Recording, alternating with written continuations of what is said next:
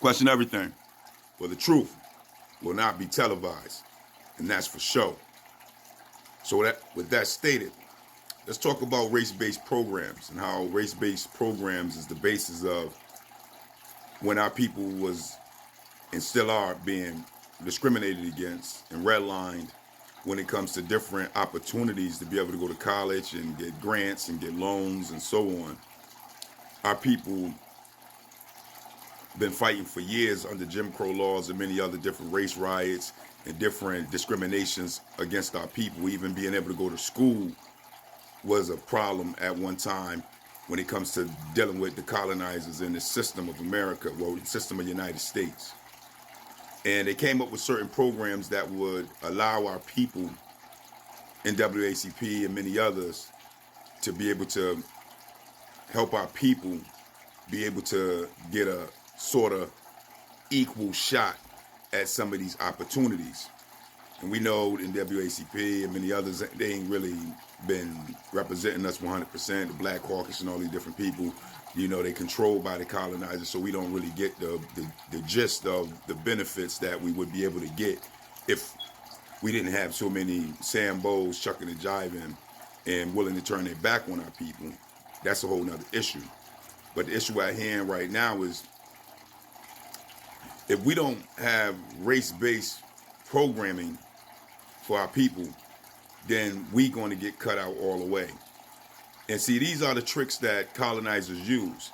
Since it was a Aboriginal Negro or black thing and a colonizer white thing against each other, based off of white folks not allowing us or wanting us to be involved in anything and kind of cut us out of everything to keep us impoverished in these ghetto slums and hoods that we actually are in. These programs were set up to be able to have some type of avenue for our people to be able to go to college and be able to get grants and different things for small business loans and so on. And, you know, grant-based funding to be able to fund certain things for our people. And since they couldn't just all out attack us anymore on that level 100%, they can manipulate it by manipulating the people that they put into those chairs that's supposed to orchestrate these different type of programs that look like us. They can manipulate them. So with that, and even in that, it's kind of tricky and hard for the colonizer to do so. So what they did was they brought in all these immigrants, and they used the immigrants as a buffer in between the colonizers and us to do their bidding.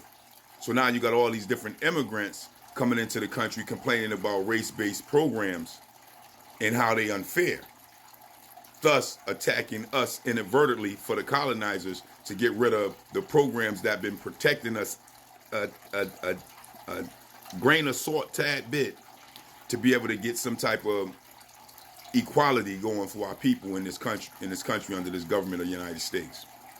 And right now you got all these different immigrants attacking these programs, and we need our people to be on point with this, because at the end of the day, for the little bit of things that they do, some of our people do benefit from these programs to be able to run their businesses and have businesses and go to college and go to different colleges as well, based off of these programs being appointed so that our people can get these different types of benefits.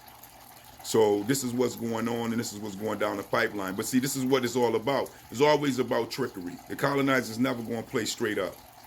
They'll never play straight up. They put us in shackles for damn near 400 years.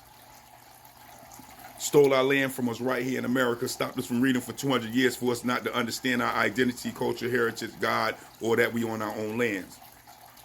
Stopped us from reading for 20 years, man, to do these things. And in turn, had a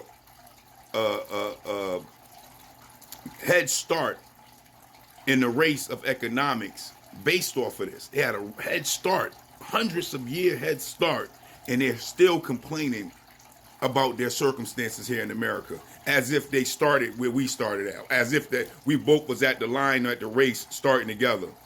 No, they started hundreds of years ahead of us, keeping us back. They used sheets over their heads and many other different tactics, race riots, lakes, and all sorts of stuff to dog our people out and destroy our communities. And here it is in 2023.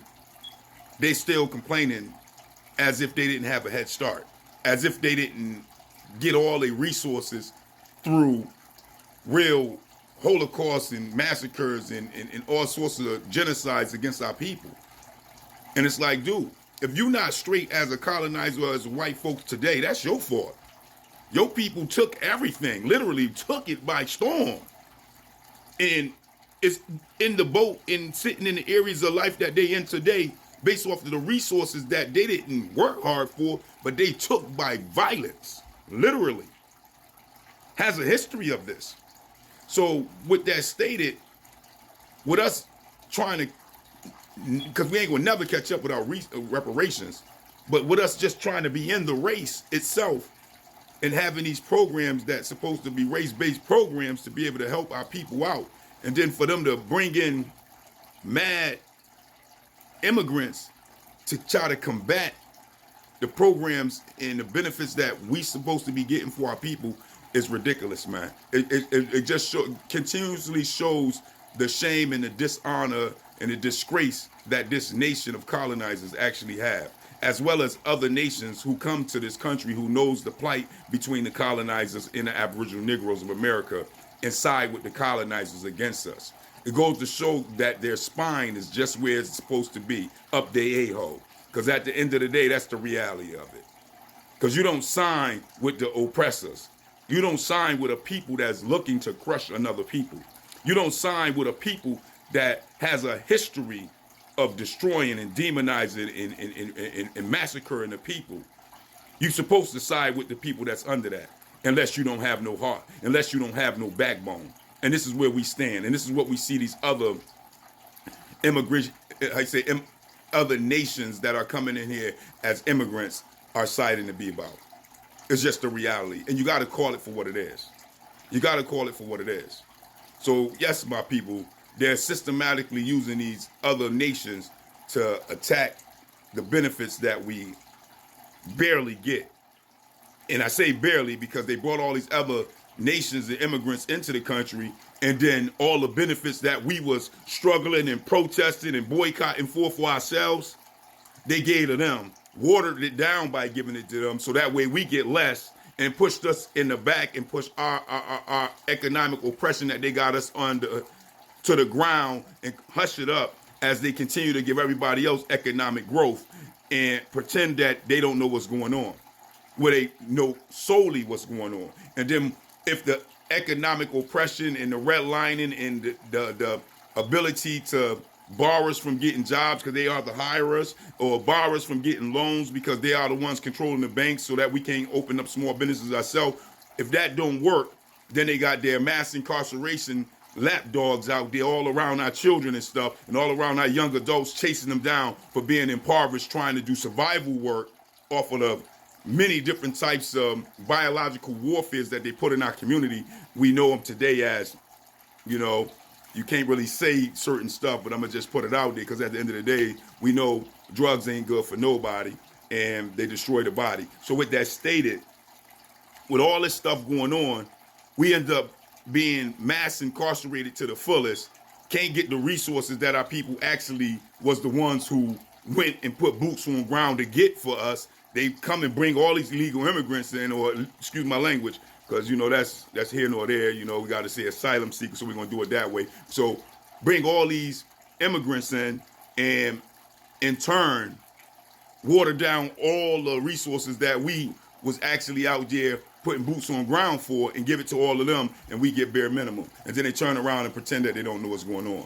So definitely be aware that they're attacking these programs now that's supposed to support our people and supposed to support our children for all the things that we had to go through in order to be a part of being in college, to be a part of voting, to be a part of of any type of grants or loans that we can possibly get on the low end of what we're getting today.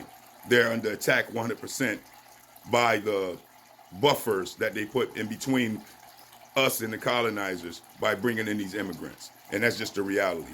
So with that, stay aware, stay diligent, and stay on top of wanting reparations, because reparations breed liberation. Liberation without reparations is no reality for us at all. We want what's due and what's owed to us. Justice is justice and nothing else and nothing less.